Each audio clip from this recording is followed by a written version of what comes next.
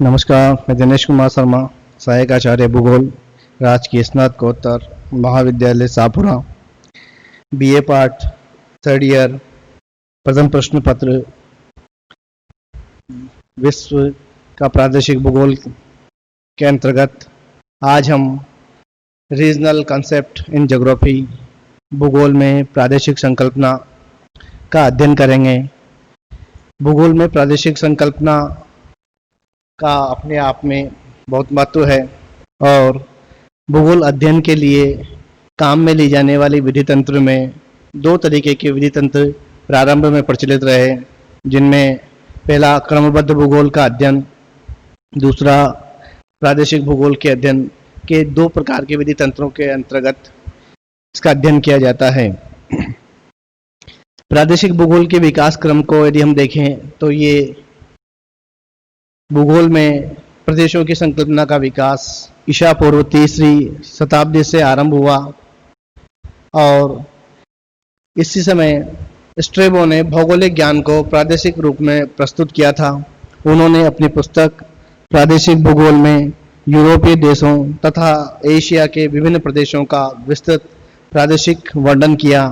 Strabo की इस पुस्तक में उन्होंने यूरोपीय देशों के अलग अलग प्रकार के प्रदेशों का निर्धारण करते हुए उनके भौतिक तत्वों का और वहाँ पर पाए जाने वाले प्राकृतिक घटकों का अध्ययन किया।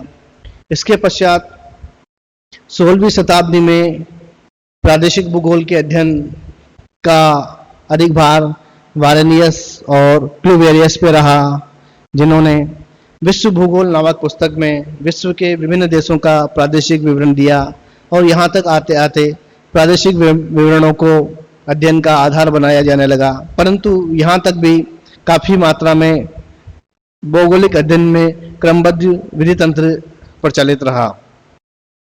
प्रादेशिक भूगोल का विकास का अगला क्रम 18वीं शताब्दी के अंत में प्रसिद्ध वैज्ञानिक दार्शनिक भूगोलवेता इमानुएल कांट ने प्रदेश के अध्ययन का आधार अपनी क्रमबद्ध पूर्ण विचारधारा को बनाने का प्रयास किया और उन्होंने लौकिक एकता के सिद्धांत के आधार पर भी प्रदेश का अध्ययन किया। कांट एक दार्शनिक होने के साथ साथ भूगोलवेता भी थे और उनकी जो दार्शनिक सोच थी उस सोच के अनुरूप उन्होंने प्रदेशों की लौकिक एकता के सिद्धांत के आधार पर प्रदेशों के अध्ययन करने का प्रयास किया। प्रदेशों के विकास और अध्ययन की प्रणाली 19वीं शताब्दी में पर्यावरणीय निश्चयवाद की विचारधारा का प्रभाव फैलने लगा। इस दौरान मानव जागरण संबंधों की विवेचना में मानव भूगोल का महत्व बढ़ गया था। इस कारण प्रादेशिक भूगोल का विकास नहीं हो पाया, क्योंकि निश्चयवादी विचारधारा का प्रभाव काफी व्यापक था और इस विचारधारा ने मानव और पर्यावरण के अंतर संबंधों के अध्ययन पर अत्यधिक बल दिया था और इस समय इसके समर्थक काफी थे। इस वजह से प्रादेशिक भूगोल के अध्ययन में खास प्रगति नहीं हुई। इस दौरान रिटर ने प्रादेशिक अध्ययनों के महत्व को स्थापित करने का प्रयास किया और उनकी प्रसिद्ध पुस्तक अर्धगुंडे एक महत्वपूर्ण प्रादेशिक भूगोल के अध्ययन का एक महत्वपूर्ण साधन बनी और उन्होंने इस पुस्तक के अंतर्गत यूरोप और एशिया के कई प्रदेशों पर अपने विचार व्यक्त किए। 20वीं शताब्दी का प्रारंभ में इसका विकास हुआ है और 20वीं शताब्दी के समय इन अध्ययनों के अंतर्गत हेटनर और हर्बर्टसन को महत्वपूर्ण स्थान दिया जाता है, जिन्होंने हेटनर ने अपने विधि तंत्र में प्रादेशिक अध्ययन को काफी महत्व दिया और प्रादेशिक विधि तंत्र के रूप में उन्होंने पुस्तक लिखी। हर्बर्टसन विश्व के पहले भूगोलवेता थे जिन्होंने प्राकृतिक प्रदेशों के निर्धारण में महत्वपूर्ण भूमिका निभाई और विश्व को वृहद प्राकृतिक प्रदेशों में विभाजित किया। यदि हम प्रदेश की एक परिभाषा के रूप में देखें तो प्रदेश एक ऐसा क्षेत्र होता है जिसमें भौगोलिक दशाओं की समानता तथा विकास संबंधी समस्याओं की समरूपता होती है। प्रदेशों का विभिन्न तत्वों के समीकरणों के आधार पर विभिन्न वर्गों में विभक्त किया जा सकता है, जिसमें क्षेत्रीय समरूपता को मद्देनजर रखा जाता है। इस परिभाषा के अंतर्गत हम ये समझ सकते हैं कि किसी भी प्रदेश में सामान्यतः भौगोलिक दशाओं की समरूपताएं पाई जाती है और उन समरूपताओं के आधार पर उन प्रदेशों का निर्धारण किया जाता है और उनके अंतर्गत पाई जाने वाली समस्याओं की समरूपता भी होती है और ये क्षेत्र अपने पास वाले क्षेत्र से दूसरे तत्वों की विविधता लिए होता है। इससे एक प्रदेश से दूसरे प्रदेश को अलग किया जाता है। इस प्रकार पृथ्वी पर व्याप्त विभिन्न लक्षणों तथा कार्यों के आधार पर प्रदेशों को निम्नलिखित रूप में वर्गीकृत किया जाता है। प्रदेश विश्व में पाई जाने वाली विभिन्नताओं के आधार पर और अलग अलग कार्य और लक्षणों के आधार पर प्रदेशों के निर्धारण करने का प्रयास किया गया है। और इन प्रदेशों के निर्धारण को हम निम्न रूपों में देख सकते हैं, जिसमें पहला जातीय प्रदेश है, जेनेरिक रीजन है, जिसमें जातिगत तत्वों के आधार पर इनका निर्धारण किया जाता है। एक समान प्रकार के तत्वों का इसमें स्थान होता है। दूसरा विशिष्ट प्रदेश है, जिनमें किसी खास या विशेष तत्व के आधार पर इनका विकास किया जाता है।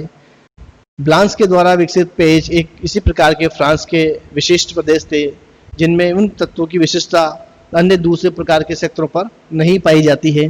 तो ये विशिष्ट प्रदेश कहलाते हैं, जिनमें रूर बेसिन है, दामोदर घाटी है।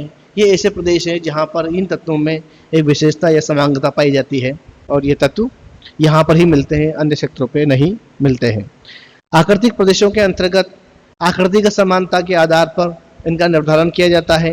ये एक समान आकृति वाले क्षेत्र जैसे कि पर्वत, पठार या मैदानी वाले भाग होते हैं, जिनमें एक समान आकृतिक विशेषताओं के अंतर्गत इनको शामिल किया जाता है। कार्यात्मक प्रदेश कार्यों के आधार पर इनका वर्गीकरण किया जाता है। जब किसी प्रदेश में एक समान आर्थिक कार्यों की रचना मिलती है या उस प्रदेश का विकास वहाँ की कार्य प्रणाली या कार्यों के आधार पर किया जाता है, फंक्शनिंग के आधार पर किया जाता है, तो कार्यात्मक प्रदेश कहलाता है। प्राकृतिक प्रदेश प्राकृतिक घटों और प्राकृतिक तत्वों के आधार पर इनका निर्धारण होता है, जैसे जलवायु, वर्षा, इसके मृदा, वनस्पति, इन तत्वों के आधार पर प्राकृतिक प्रदेशों का निर्धारण किया जाता है। और इन प्रदेशों के अंतर्गत एक समान प्रदेश में एक ही प्रकार के तत्व मिलते हैं, जैसे कि विषुवतरेखीय वन सभी जगह पर विषुवतरेखीय क्षेत्रों में एक जगह एक ही तरीके से पाए जाते हैं। भूमध्य सागरीय प्रकार की वनस्पति विश्व के सभी भूमध्य सागरीय प्रदेशों में एक जैसी एक समान पाई जाती है। भौगोलिक प्रदेश सामान्यतः भौतिक और सांस्कृतिक तत्वों के सम्मिश्रण से उत्पन्न होते हैं, जहाँ पर एक किसी प्रदेश के अंतर्गत एक या दो तत्व मिलकर के किसी प्रदेश का निर्धारण करते हैं, वो भौगोलिक प्रदेश कहलाते हैं। सकेंद्रीय प्रदेश कुछ खास तत्वों की केंद्रीय क्रियाविधि के अंतर्गत इनका विकास होता है। वहीं समरूप प्रदेशों में एक समान रूपता के आधार पर समान तत्वों की रूपता के आधार पर उनका निर्माण किया जाता होता है। राजनीतिक प्रदेशों में राजनीतिक सीमाओं के आधार पर उनका निर्धारण किया जाता है। और विश्व में हम लोग देखते हैं कि आज जो देश हैं इनमें राजनीतिक क्षेत्र हैं और खासतौर पर इनका निर्धारण राजनीतिक सीमाओं के आधार पर किया गया है। नगर प्रदेश अपने आप में एक नगरीय इकाई होता है, जो आपस कार्यों के आधार पर इसका एक जुड़ाव होता है और सीमा निर्धारित होती है, जो नगर के द्वारा संपादित किए जाने वाले कार्य होते हैं। पूर्ण प्रदेश एक कॉम्पेज होता है। इस शब्द का सबसे पहले प्रयोग वेटलसी ने किया और उन्होंने माना कि किसी भी प्रदेश में जब विभिन्न प्रकार के भौतिक, जैविक और अन्य तत्व, सांस्कृतिक तत्व घटक मिलकर के एक संपूर्ण इकाई बनाते हैं तो पूर्ण प्रदेश कहलाता है। और इस प्रदेश के अंतर्गत कई सारी तत्वों की जटिलताएं होती हैं और ये अपने आप में एक विशिष्ट प्रदेश, समृद्ध प्रदेश कहलाता है। प्रदेशों का निर्धारण करना की विधियां में सामान्यतः दो विधियां प्रचलित हैं, जिनमें एक गुणात्मक विश्लेषण विधि और दूसरी पात्रात्मक विश्लेषण विधि।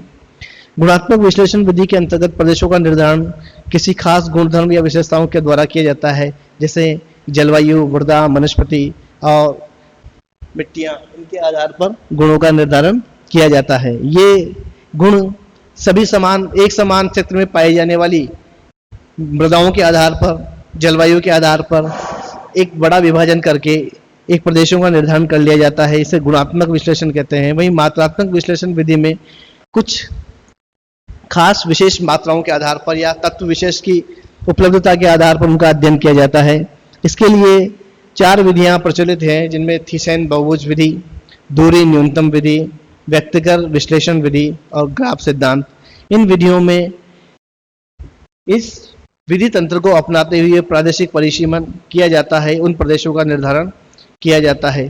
प्रदेश भौगोलिक अध्ययन की एक महत्वपूर्ण इकाई है और विश्व में वर्तमान समय में प्रादेशिक अध्ययन पर काफी बल और ध्यान दिया जा रहा है और विश्व का सभी देश अपने व्यवस्थित प्रादेशिकीकरण करके और उस क्षेत्र में उपलब्ध संसाधनों की खोज करके और उनका बेहतर तरीके से नियोजन करके राष्ट्र विकास में प्रगति करना चाहते हैं। इसी आधार पर कई सारे नियोजन प्रदेशों का निर्धारण किया गया है। ये नियोजन प्रदेश आर्थिक, खासतौर पे आर्थिक, कृषि या अन्य तत्वों की विधियों की समानता के आधार पर निर्धारित किए गए हैं।